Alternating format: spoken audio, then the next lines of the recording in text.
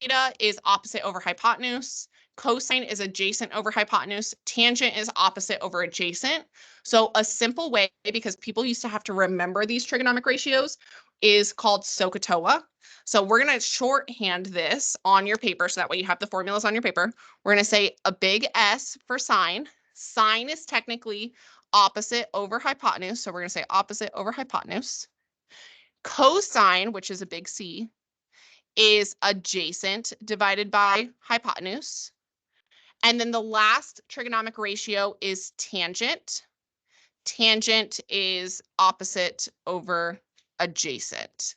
So those are technically the formulas that are on your reference sheet. So depending on if we're using sine, cosine, or tangent, our fraction is going to look different.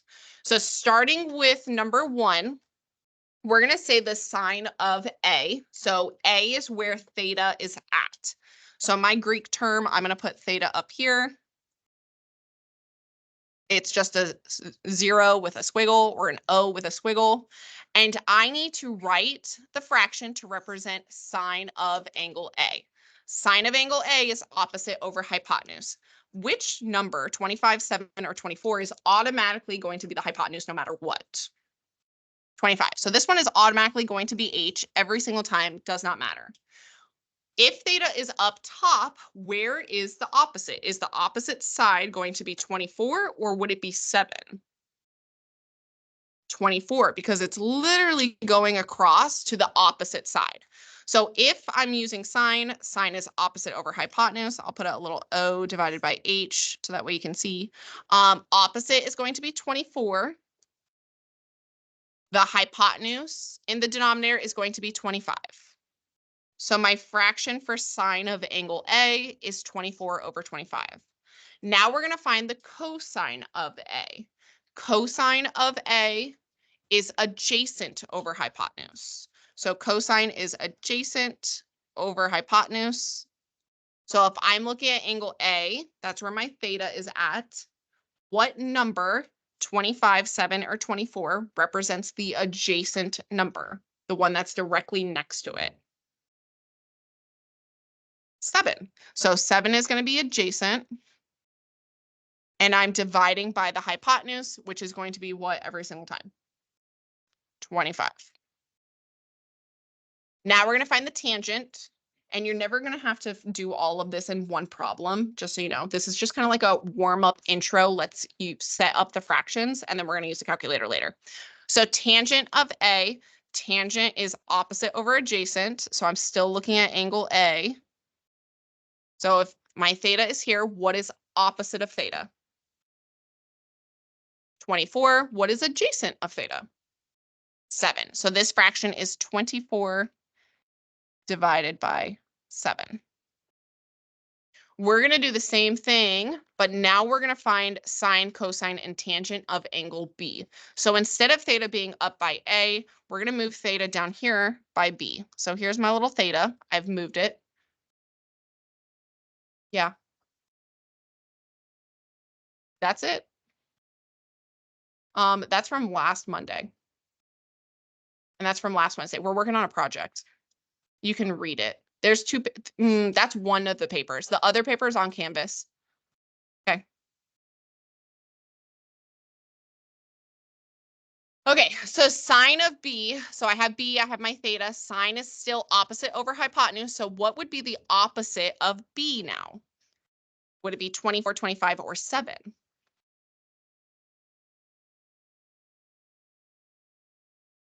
7, because this time I'm going across this way. So opposite would be 7. What is the hypotenuse still?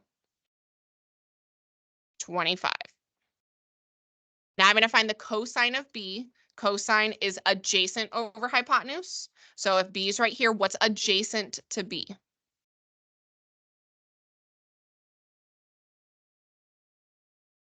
24, and I'm dividing by the hypotenuse still. So what's the hypotenuse?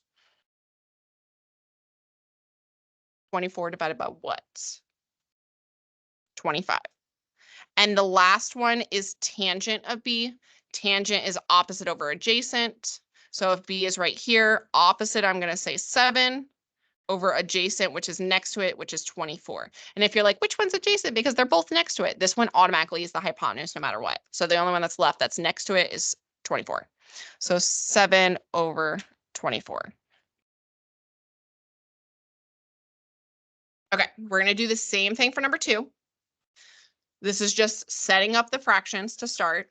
So for number 2, we're going to do the sine of A and sine of B, and cosine and tangent and all that jazz.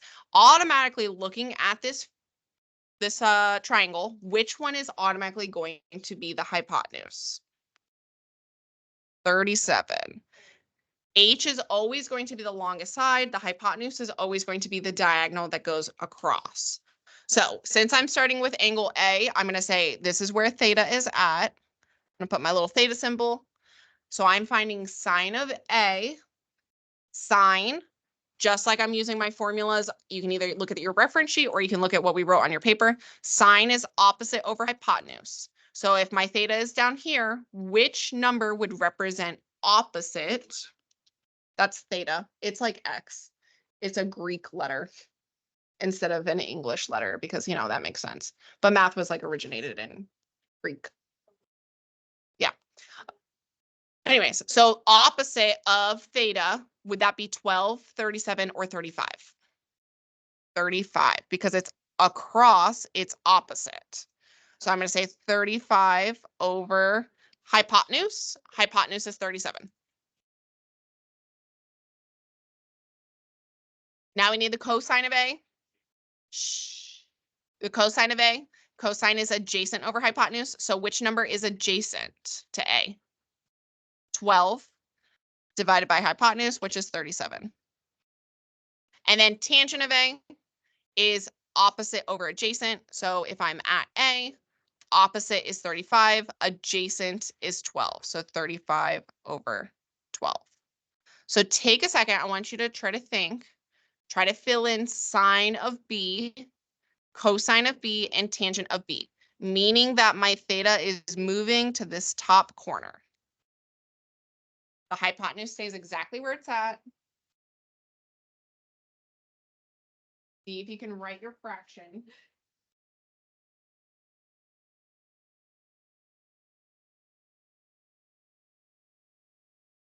And then we're going to start using the calculator.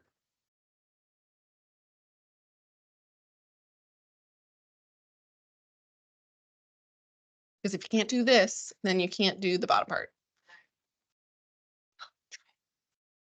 A little effort goes a long way. Sine is opposite over hypotenuse. B's right here.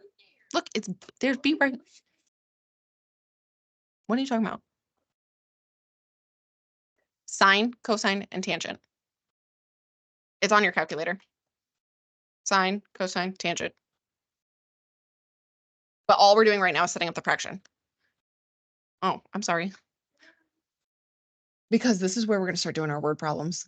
If you realize we haven't really done word problems at all this year, for the most part, I don't think we've done really any. This is your word problems, but before we can do the word problems, we got to do this.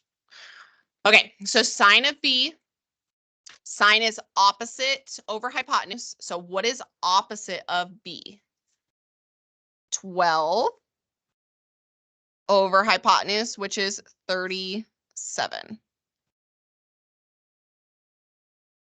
Cosine is A over H, adjacent over hypotenuse. So if I'm looking at B, adjacent to B is 35, hypotenuse is 37. So 35 over 37. And then tangent, last one, is opposite over adjacent. So opposite of B is 12, adjacent is 35. Tangent is the only one that does not use the hypotenuse. All right, so now we're going to start using the calculator. So in the calculator, if you look at your calculator, there is lots of buttons that you've never used in your life before. There is literally a sine button, a cosine button, and a tangent button. So just to kind of get you going with using your buttons, we are going to, for number 3, we're going to use our calculator to evaluate each of the following, and then we're going to round our answer to 4 decimal places. So first thing I want you to do is sine of 63. Now you cannot type this in sine first and then 63. You have to press 63 first. So in a calculator, you have to press the number calculator. The way you plug this in is 63 and then you press sine. So it's backwards from what it says. So you have to press 63 and then press sine, and then you will get your answer. So sine of 63 is technically 0.8910. In high school, whenever I was in high school, there was actually like a trigonometry class. And they go like super in depth with all the sine, the cosine, the tangent, and like unit circles and like all this craziness. They don't have that anymore. So this is like an intro to trig. So for number 4, we're going to do the same thing. Cosine of 24, but the catch is you have to put the number in first. So we're going to say 24, and then we're going to press cosine. So you get 0.9135.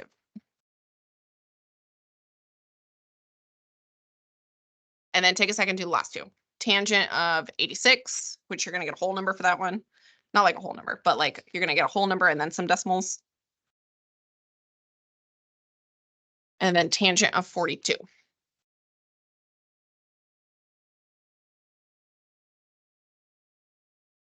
Three is 0.8910.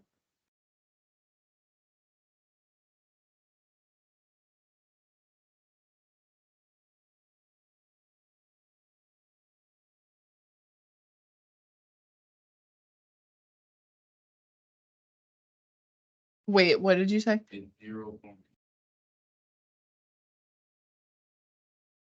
No, you need, it says specifically 4 decimal places, so you need 4 decimals. So I rounded this one to a 7 because it's 3006, which would be 4 decimal places. But because that next number is a 6, I put a 7. So then 42 tangent, and then 4 decimal places, 0.9004. So because this one says 004, I need 4 decimal places no matter what. The next number is a 0, so it doesn't round up, it just stays the same. Okay, so now let's get into actual trigonometric problems.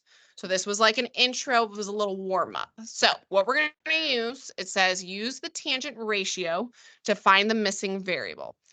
Tangent specifically, and normally they do not tell you which to use. You would have to figure that out, which is what we're going to do tomorrow. Today, we're just doing the front. So tangent is opposite over adjacent. So specifically, we're using tangent. Our theta, they gave us theta, which is 41 degrees. So the way we're going to write this is tangent of 41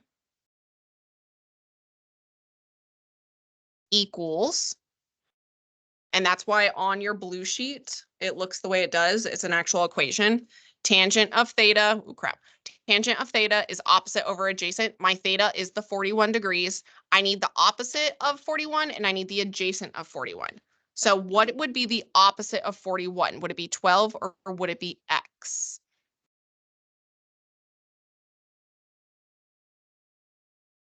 What's going to be the opposite of 41?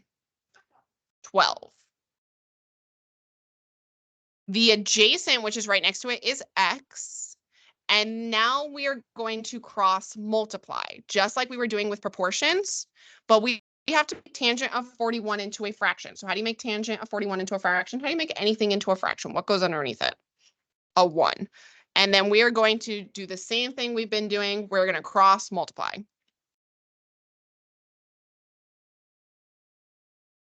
X times tangent of 41 is just x tangent of 41. Shh. Can you guys stop? Can you stop? Shh. Isaiah, shut up. Aaliyah, shut up. 12 times 1 is 12. Can you stop talking? Okay, move. Go over here. Get up. No, get up. Seriously, move. Come over here. No, seriously, you're blind anyway. You should just be sitting in front. No, get up. Get up and move. Or you can leave. No. Move.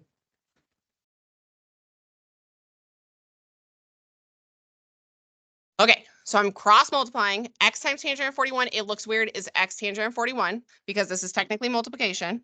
And 12 times 1 is 12. Now I have to solve for x. So let's think about what we would normally do. How do I get x by itself if this is multiplying together? How would I remove tangent of 41 and get it to the other side?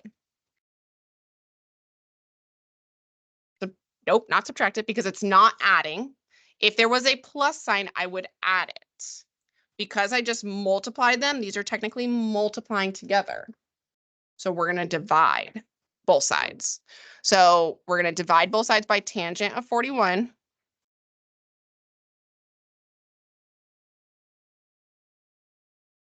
And then in the calculator, this is where it comes into play. We have to take 12 and we're dividing by the tangent of 41. But like you did in the calculator before, you're going to have to put 41 in front of tangent technically.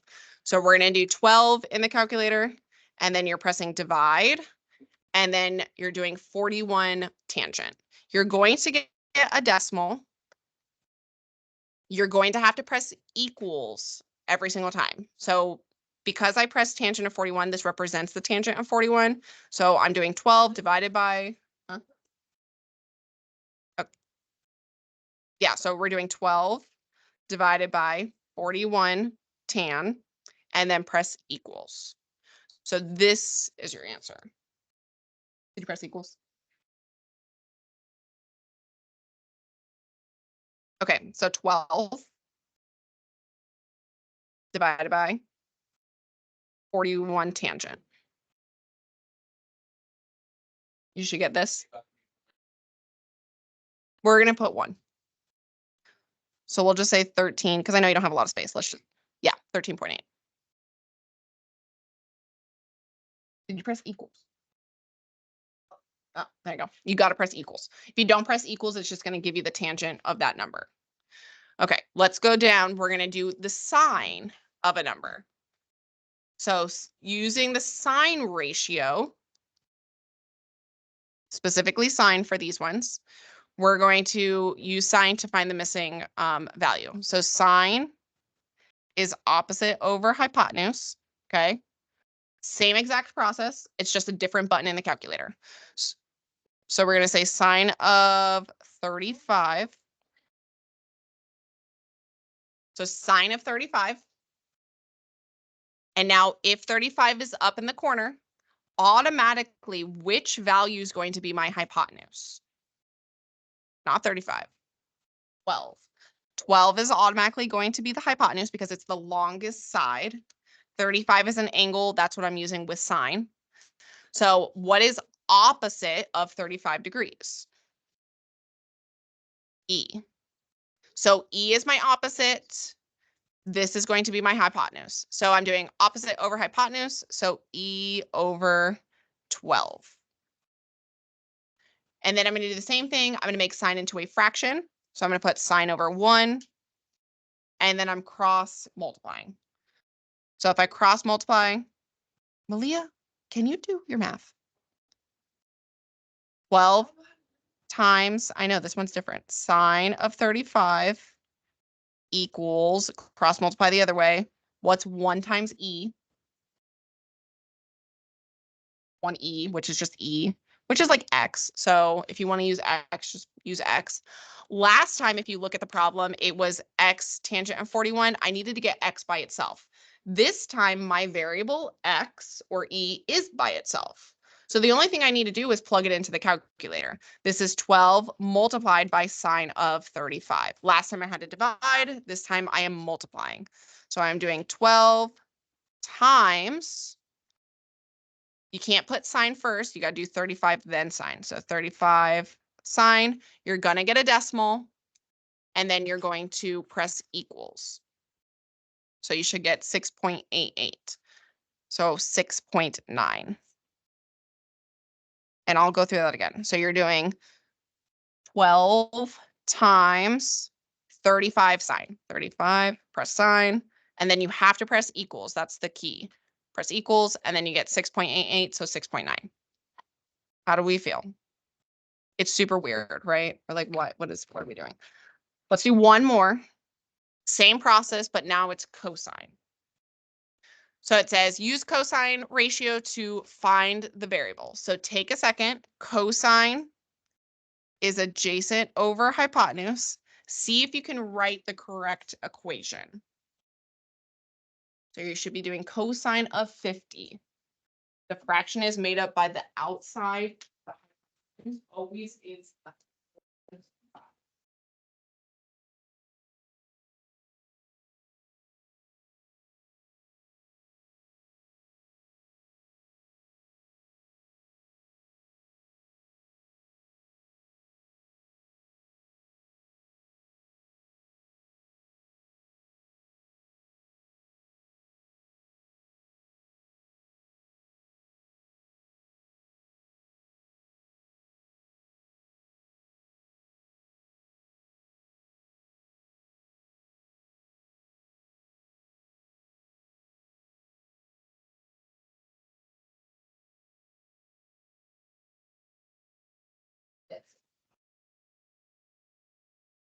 yeah, and then you'll start realizing.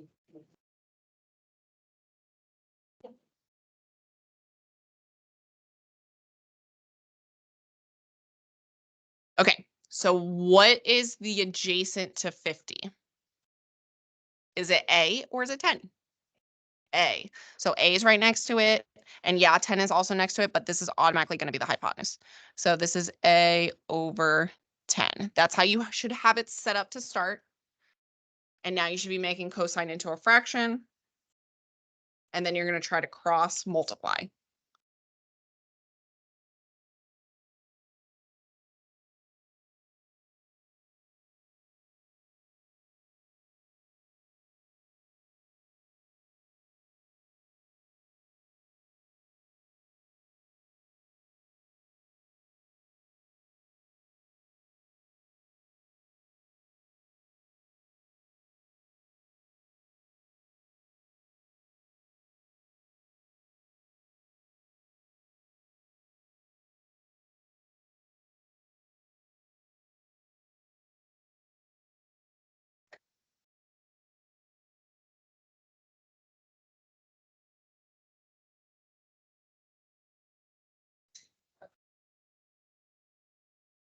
Like this stuff that we're done. That's what the case would make.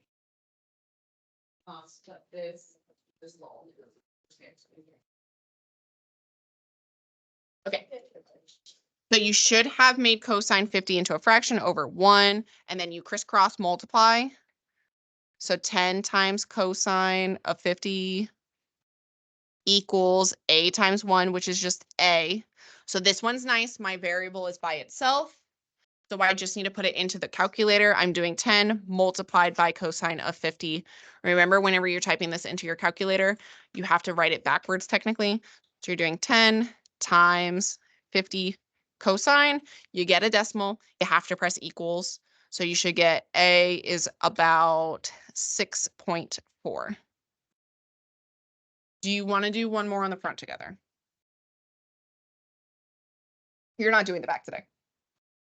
Yeah, so we're not doing the back today. Just keep that in mind. You're only doing the front. Let's take a second, try to set up, hold on, wait, there's a specific one. Try to set up number 11. So take a second, try to set up number 11, see if you could set it up. This is a sine because for these three you're using tangent, these three you're using sine, these three you're using cosine. So try to set up number 11.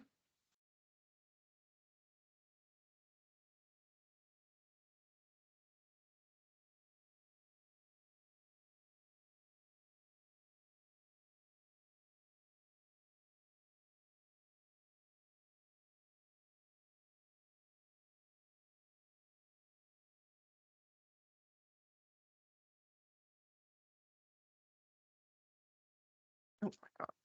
Oh.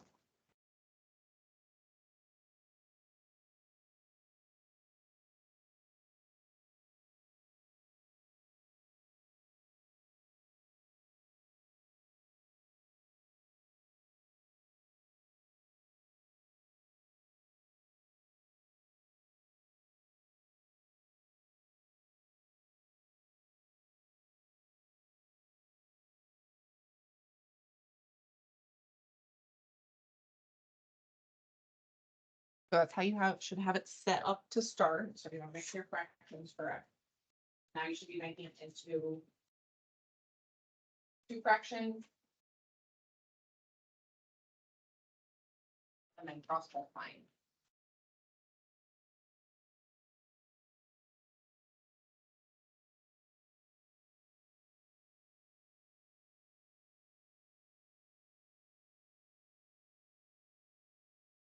Because sine is opposite over hypotenuse, this would automatically be the hypotenuse, which is in the denominator.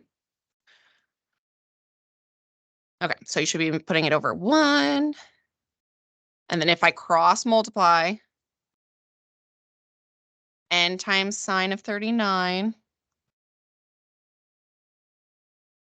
equals 1 times 25. And then in this case, my variable is not by itself. So what do I have to do to get n by itself?